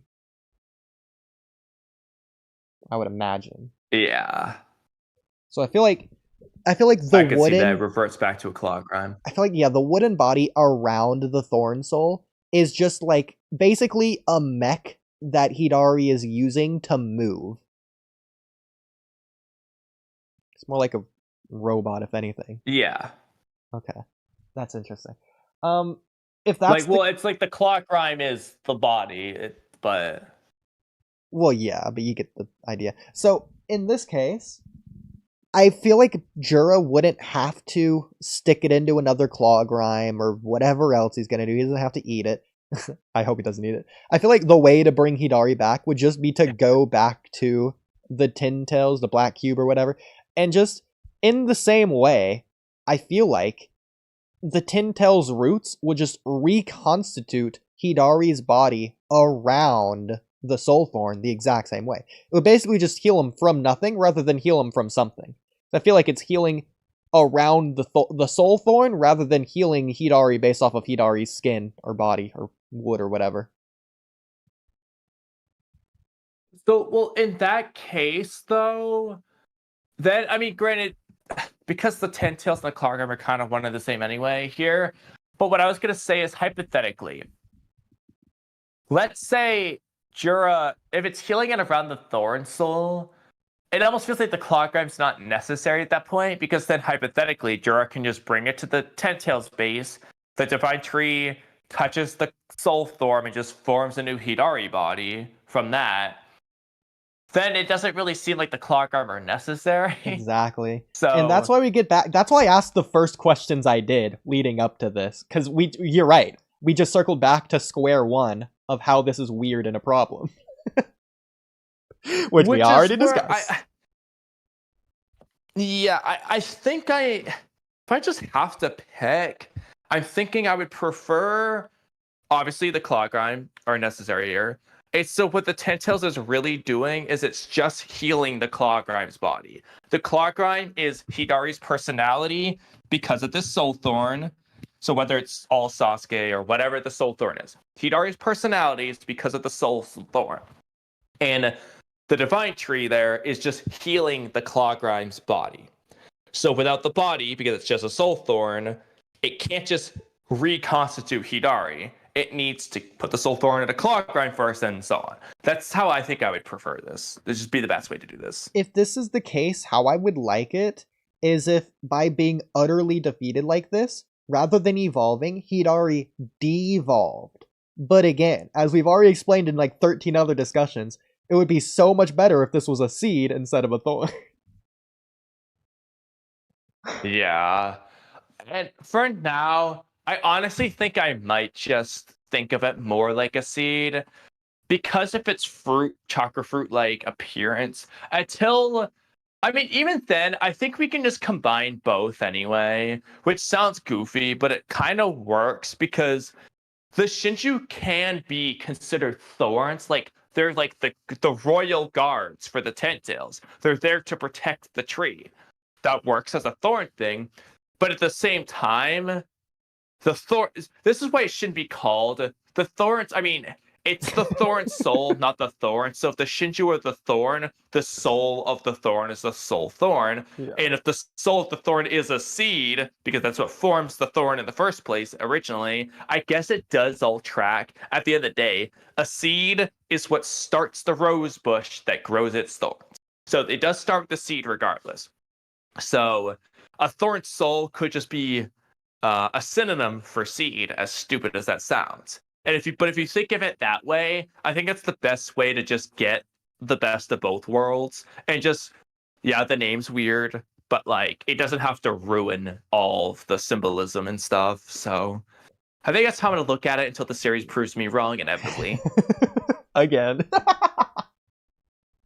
In the worst way possible. Like, I'm just saying, yeah, bro. We were doing so good in part 1. I'm just saying, bro. Imagine how cool it could have been if the story was going in the direction of these are seeds, and they are just baby Tintails, and through germination, their sole directive goal in life, their one priority, is just going around either Earth or other planets to just plant themselves, to turn into a Tintail's divine tree and absorb all life on the planet. And imagine if they just all went to do that for Earth. That's freaking scary. No wonder that's the darkest future. Yeah. That'll just be cool. I like that idea. That's why I like the seed idea, is that it poops out a seed and then it just like tries again, almost like. Especially if I'm hoping that there's an element of it. Yeah, and they could get like to a point of no return. So hypothetically, if like 2 of the Shinju plant themselves, those seeds then grow up into trees, and then they also make like 4 seeds themselves. Now you have 8 Shinju. That's double the problem at that point. Like all 8 Shinju could potentially plant themselves. Now you have 10 divine trees total. And just exponentially increases from there. Like there's a point of no return to where it just doesn't matter what they can do. It's just too much. But at that point, it's not one divine tree taking all life from the planet, so it's almost like a zombie apocalypse more so than a single entity, but still. Yeah. And with thousands of Clawgrimes already running around, I don't know. I just like the idea that all the Clawgrimes could just become a lot stronger and maybe make their own army.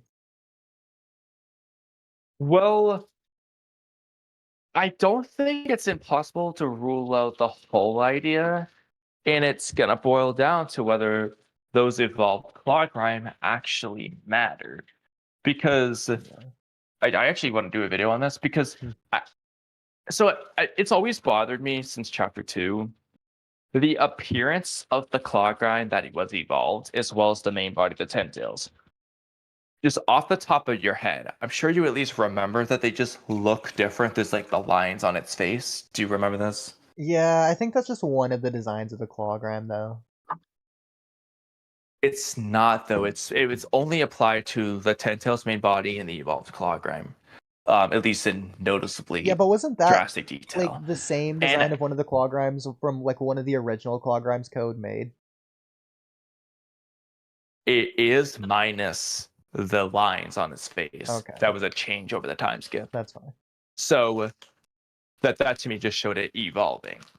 Now, obviously, at first, the first thing is that it just reminded me of the Ghetto statue, which is what I initially thought of. But then, more recently, at least, I was like, honestly, I think the best way to look at it is it looks more tree-like, indicating that it's evolving into a tree, which is what the Tintail's main body actually does. Okay. And if you look at it from that perspective, the design fits with the evolution. So with that in mind, if that's the case, if the main body of the Tintails just is the one that evolved the most and blah, blah, blah, hypothetically, though, could a random evolved Clawgrime have just evolved into a mini tree, a divine tree? And if so, you could do stuff with that. Yeah. If this is how they're going, I would like the route to be whatever Tintails comes next, whatever seeds or minions, Clawgrimes, whatever, are as strong independently, individually, as the Tintails itself. So there's no loss of power. There's no adult to children. The children are weaker, whatever. It just, the power is retained and duplicated, essentially.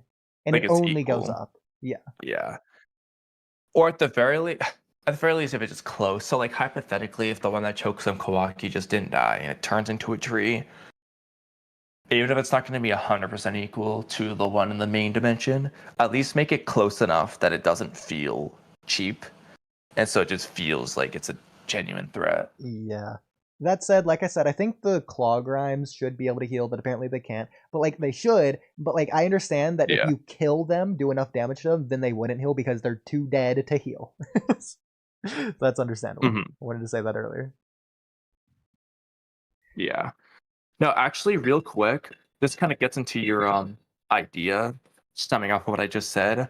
Hypothetically, a Clawgrime evolves into a tree in the same manner as the main body of Tintails.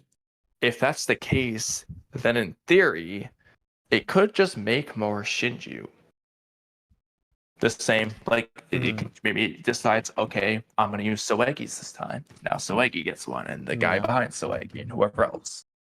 And that could just be a way of getting more of these people involved, and that could be the worst possible future, is when not just the main body, but all of these claw grinds start but worst possible future for the frickin' audience. They can't even make 4 of them relevant. How are they gonna make more?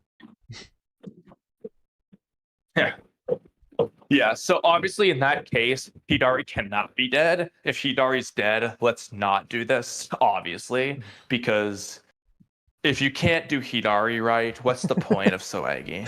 Bro, I'm gonna laugh at Soegi is peak frankly, fiction. The only point of Soegi in this case is not for the narrative, it's just for the threat. So, which is fine. He's just gonna be a strong claw ground essentially. But we still. I mean, the moral of the story is, do Hidari right, please. Bro, I cannot wait for Soegi to become the Kimimaro of Boruto. I cannot wait. I'll be down, bro. If Kimimaro. Fuck, I'm saying Kimimaru's name. Yeah, if Soegi just was the Kimimaro Boruto, bro, that'd be awesome. I mean, but like, I'm not expecting that. Oh, I would die happy. Unless Jura is Soegi. That's my one condition for that. Oh my god. There's more Chapter 12 topics to get into. We're 3 hours, 20 minutes in. Space says, does Zetsu have a soul? I'm assuming you just mean any Zetsu. That said, I do think you could get into a difference. So basically, the Zetsu clones versus the main body would be kind of like main body to Ten Toes versus the Claw Grind. Starting with the main Zetsu, I would say absolutely. Even if it's nothing more than just a modification to the original human soul, he didn't lose it. He definitely has a soul. As for the clones, probably, because they still live, and but maybe it's, I don't know, the clone's weird. If Mahito uses his ability on a soulless being, what would happen? Nothing, because his ability is changing the shape of the soul to change the shape of the body. So they don't have a soul, he can't change the shape of their soul. Naruto and Koji can swap places with shadow clones, meaning any clone that is made can be the real person. Not sure what you mean by that. But I wonder what I'm not even sure what Oodie Kamui we're talking about anymore. I wonder what we were talking about at the time. A shadow clone is the closest you can get to a real 100% clone via just other than a water clone. IMO, since both the human body is water. No, that's a good point. Well, most of the human body isn't shadows. Okay. What was the one I was looking at already?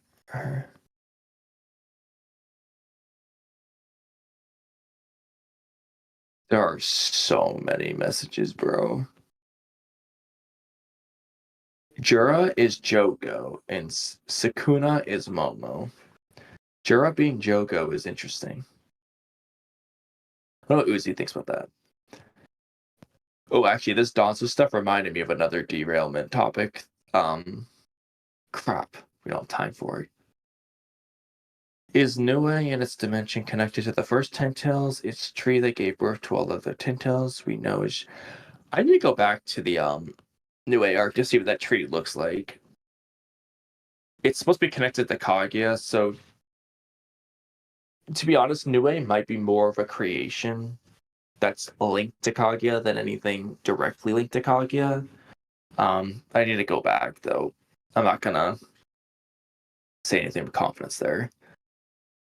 Amano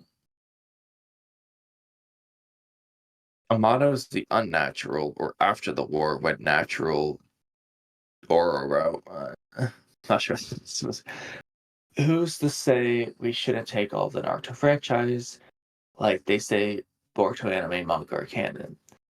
I mean, I'm with you on that because at this point, if the Boruto anime is canon and the manga's canon, then why the hell is not everything canon? Hi. If in that special, I know what you're talking about. Shout The out MC Hammer. Power movie, Chikara movie. Chikara. Snake Kabuto is canon. Okay, there's a lot. NC Hammer said Uzuhiko was first thought up in Lost Tower based off a theory, and if Blood Prison is canon. No, I haven't seen said movies that to comment on that, but screw NC Hammer. He stole my theory. Okay, I was gonna say I remember you mentioning something similar, but I couldn't remember. I was gonna say, what are your It's thoughts not on similar. that? It's But exactly sounds that. like how so? Well, before we knew what Uzuhiko was, like the end of chapter 2, when he just said Rasengan Uzuhiko and had the swirls around him, I said it's exactly like the Lost Tower Rasengan. But like, what is it? What does the Lost Tower Rasengan do?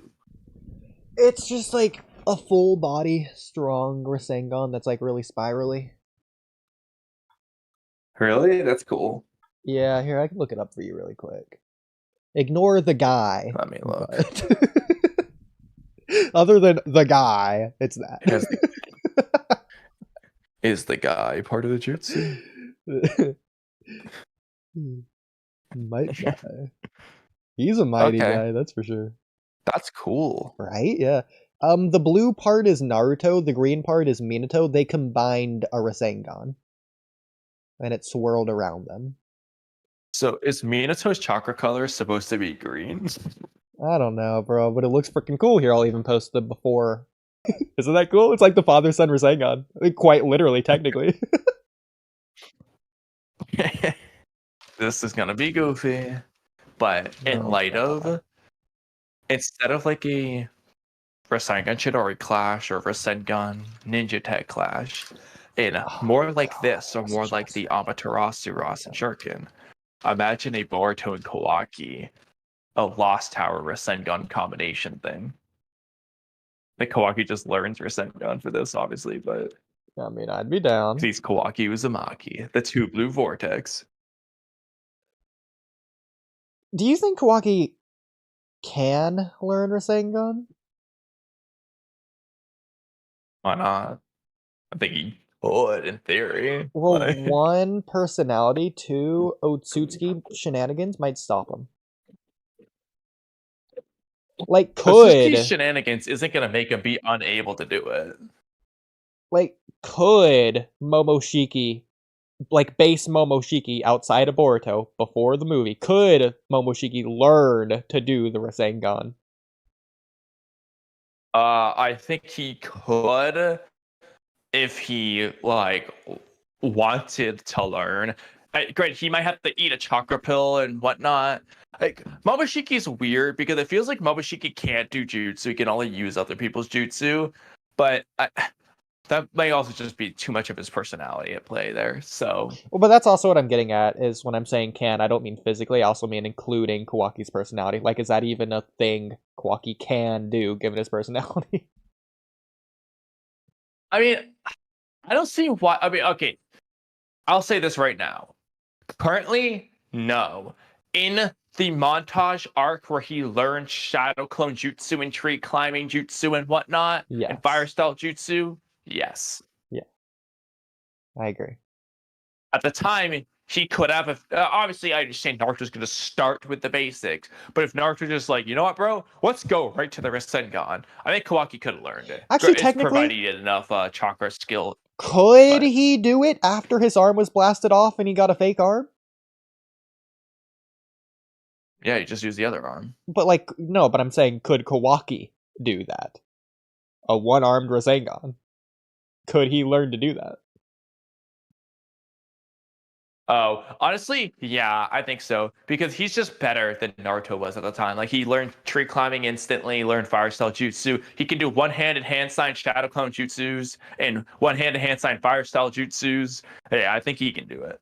Yeah, but those aren't A rank, and Minato was better than Naruto.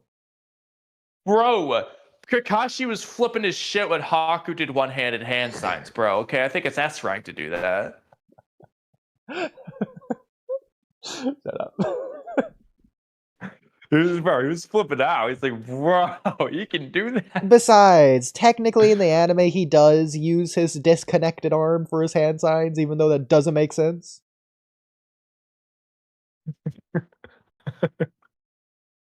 Literally like a chakraless arm, he's just using it. Like, that implies... That's what I don't understand about hand signs, bro. Is it's just like, even like when you use someone else's hand for a hand sign, what? Oh, that doesn't make sense. It's not like Sasuke. It's not like people are absorbing their chakra. It's like you're just making the hand position.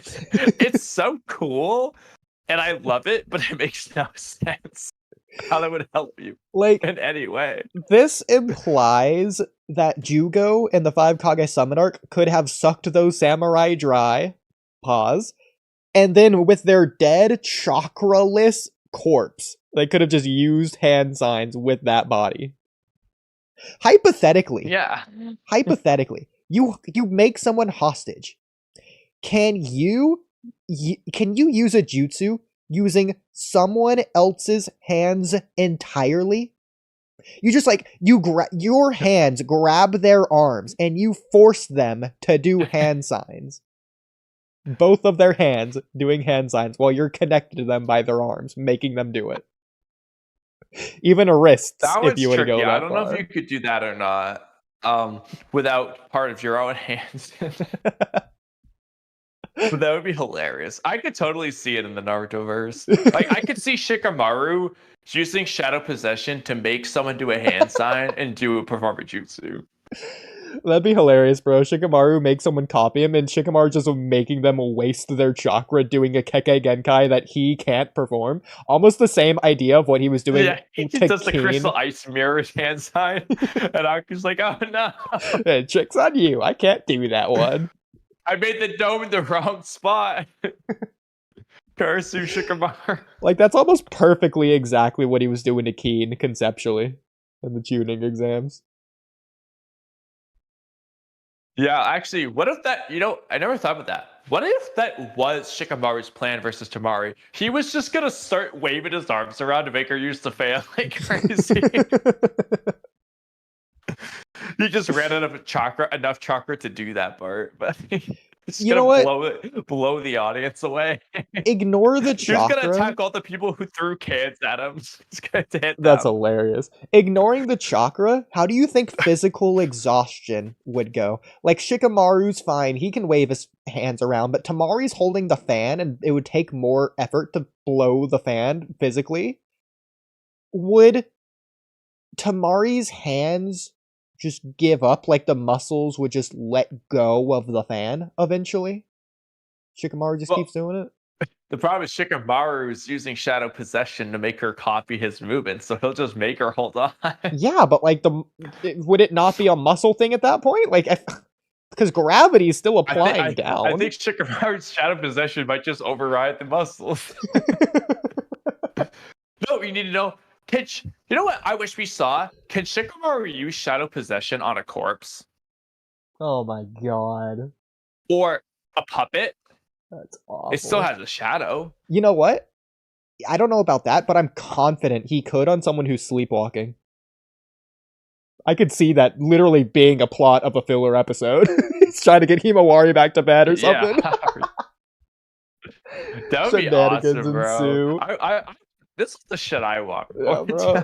Like, she's gonna walk out, sleepwalk into traffic or something, and Shikamaru has, like, just perfect time Shadow Possession, just like Shikamaru was doing against Naruto in the Sasuke retrieval, stopping him from stepping on the wire and stuff. Yeah, like... That's what I want. I feel like he should be able to just use Shadow Possession on, like... Puppet's a gray area because it is an inanimate object on its own. It just has a humanoid appearance, so I can understand that it doesn't apply. Because I don't think Shikamaru should be able to use Shadow Possession on a box that can't move like him. Puppets just feel like they can, so I can see it. But for even a corpse, though, I feel like it should be fair game. And that's just because of a chakra thing. But the average person's shadow doesn't have chakra, so it's like, it's still weird. I don't know. Okay. Yeah, I don't know why we got on this. Okay, Frickin', actually, as a side note, imagine if Shikamaru could just do it like a tree branch. He could just shadow possession it so that a tree branch is just like smacking you. God. All the crazy ways you could use that. Jesus. Okay. Should we reach out? I mean, I did earlier, unless there was a bunch of new ones. I was thinking the top ones, like you were saying, unless you didn't want to read those. Oh yeah, go for it. I'll let you do that so I can take a break. Okay. So I'm not wrong, right? They did say the anime was concluding, right? They did say that, right? Ask Sauron. Is Sauron in line? Is Sauron here? I don't think so. Not on the stage. Not in Rain's Discord either. Well, we'll ask him another time. I feel like I just remember them saying that. You know what? Perfect incentive. Chad, do you know? Perfect incentive to join the Discord. I'll ask him in the Discord, and by tomorrow, I'm sure he'll have responded. Off stream. Yeah. Okay. Better than nothing. The Naruto Next Generations has concluded or is on hiatus officially. Okay, now we'll know tomorrow. Join the Discord to find out. Yeah. Yeah. Because that'll definitely change everything. If they just said it's on hiatus, I'm going to give it a million times more slack. I'm not going to give the Two Blue Vortex manga any slack, but I'll give the anime slack because, okay, that makes sense. You were on hiatus. That's fine. Weird time to go on hiatus, but, you know, duty calls, I guess. Okay. That doesn't make any sense, but fine. Well, that said, was that a chat message we were responding to? Oh yeah, that was the 4 messages. Thankfully, that was a lot of the messages. And honestly, I'm just not gonna address any MHA or JJK stuff this stream because we're trying to stream early. You were here in the freaking stage before we started stream, you know. So we'll do it on the next podcast or whatever podcast we talk about JJK with King of Chaos. I mean, honestly, I think we should stop reading chat because we're already at the 4-hour mark. Oh my god, we haven't even started reactions. Okay, so we should either just end or we should just get to the reactions now. In perfect segue, Quion Webster, is the new story any good? Let's go find out.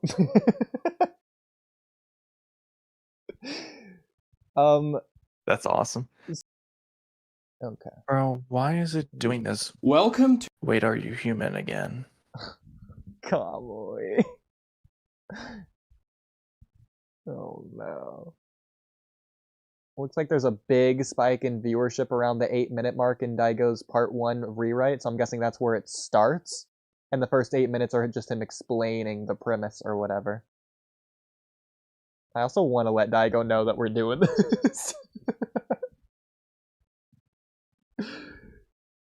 Just so he can join the fun, the excited ridiculousness of what we're about to embark on, this whole journey, bro. This is going to be a new playlist, by the way. I already decided. Yeah. Oh my god. I hate Discord's nonsense. What do you mean, new login location detected? It's my fucking house.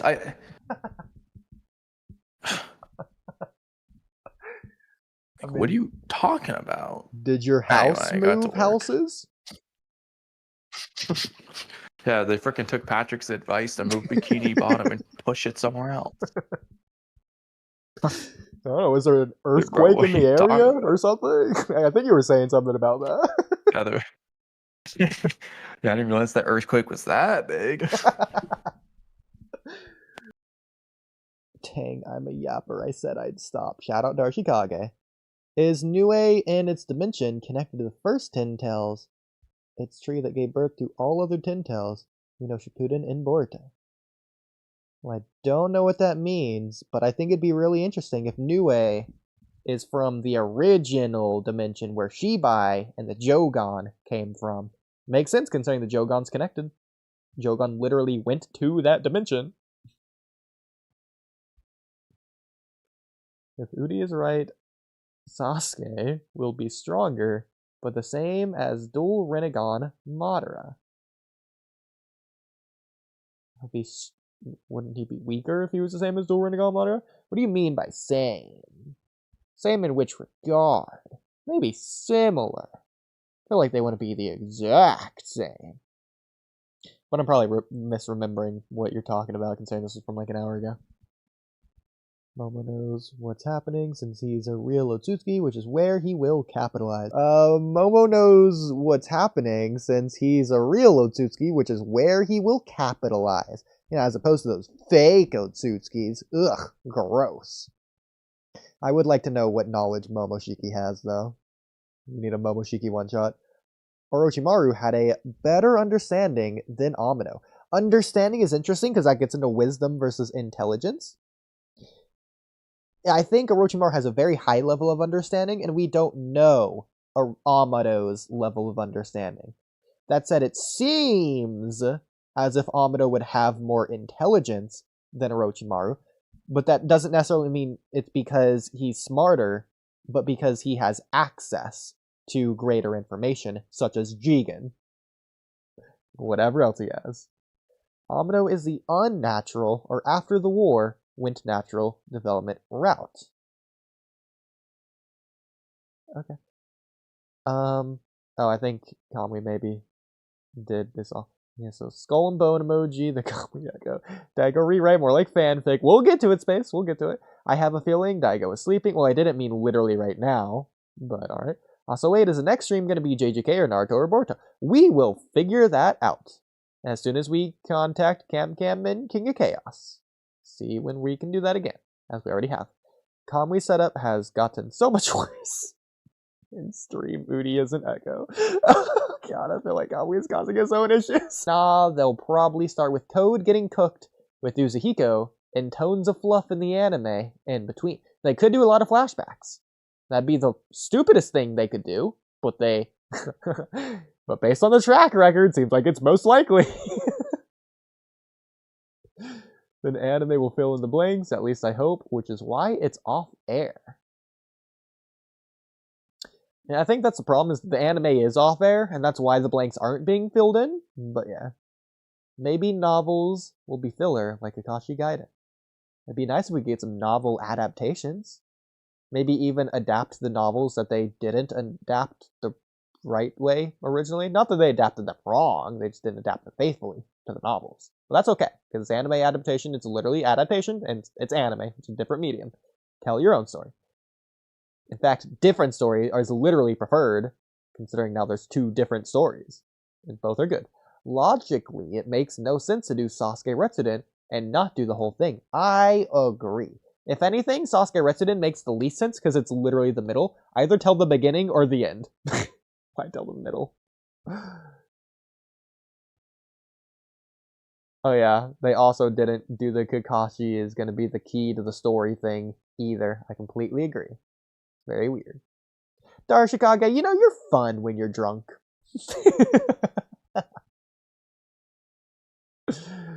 I don't feel like it's all on the execution. Absolutely. A lot of Kaguya is like Matsuri. No! It's possible. We'll have to wait and find out. Oh my god. Space, I'm just not gonna read this because Kamui's not in the mindset to hear that.